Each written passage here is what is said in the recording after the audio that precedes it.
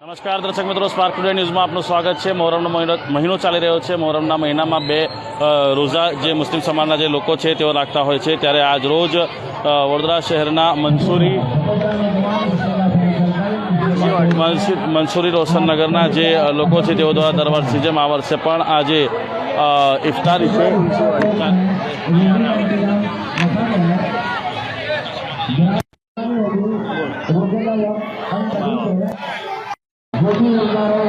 અહીંયા જે વિસર્જન યાત્રામાં જે લોકો જોડાતા હોય છે તે વિસર્જન યાત્રામાં જે લોકો જોડાતા હોય છે અને જેઓ રોજદારો હોય તે રોજદારો માટે અહીંયા ભવ્ય જે ઇફતારી છે તે ઇફતારીનું આયોજન કરવામાં આવતું હોય છે। ત્યારે આ વર્ષે પણ તેઓ દ્વારા આ ઇફતારીનું આયોજન કરવામાં આવ્યું છે।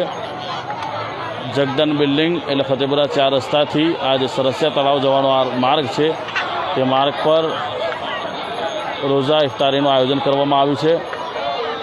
તો અનિચ્છનીય બનાવ ન બને તે માટે ચુસ્ત પોલીસ બંદોબસ્ત આ રોડ પર RAFની રેપિડ એક્શન ફોર્સની જે ટુકડી છે તે રેપિડ એક્શન ફોર્સની ટુકડીને પણ અહીંયા ગોઠવવામાં આવી છે, કારણ કે આ ખૂબ જ સેન્સિટિવ એરિયા છે, સેન્સિટિવ વિસ્તાર છે કે જ્યાં રામનવમી વખતે પથ્થરમારો સર્જાયો હતો।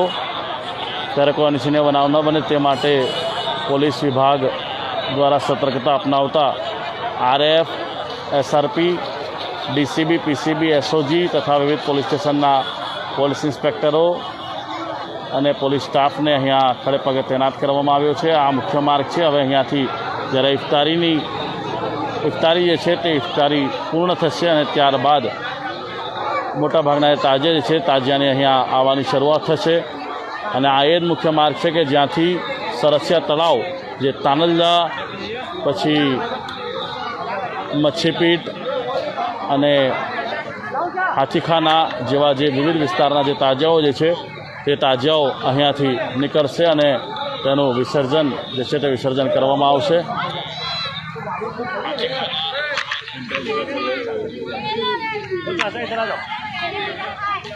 આપણે આ સાથે જે ઇફતાર કેટલા વર્ષોથી આ પ્રકારે ઇફતારીનું આયોજન કર્યું હતું?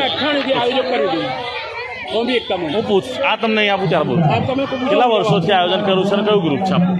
એકતામ જ કેટલા વર્ષોથી આયોજન? 1998માં યાકુતપુરાના જે ઓફ થઈ ગયા, આપણે શું નામ એમનું, બાપુ નિસાર બાપુ, એમણે કોમી એકતા મંચ ચાલુ કરેલું અને મચ્છીપીટના મોજુમિયા પઠાણ એ અને ઉસ્માનભાઈ નવાપુરાવાળા એ બધાએ મળીને અમે એકતા મંચ ચાલુ કર્યું હતું 1998માં અને એ ટાઈમે મહાપાત્રા સાહેબ હતા। હા, મારા છોકરોને હું આયોજન કરીએ એકતામાં હિન્દુ મુસ્લિમ ભેગા મળીને। કયા વિસ્તારનો ગ્રુપ? આ તુલસીવાડી વિસ્તારનો ગ્રુપ છે। તુલસીવાડી વિસ્તારના ગ્રુપ છે, તેઓ દ્વારા દર વર્ષે છેલ્લા ઘણા વર્ષોથી તેઓ દ્વારા આ પ્રકારે જે આયોજન છે તે આયોજન ઇફતારીનું કરવામાં આવતું હોય છે।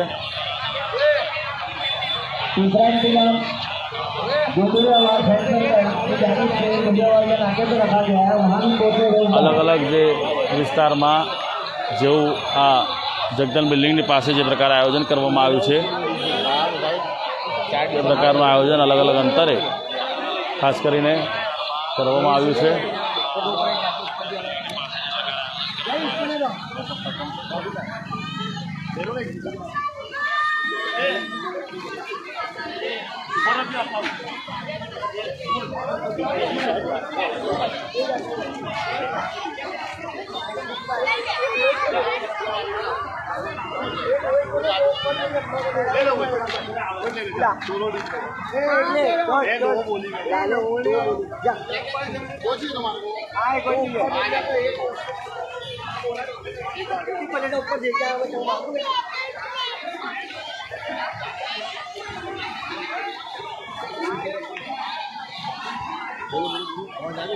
અહીંયા મેં આપને પહેલાં પણ જણાવ્યું તે પ્રકારે કે થોડા અંતરે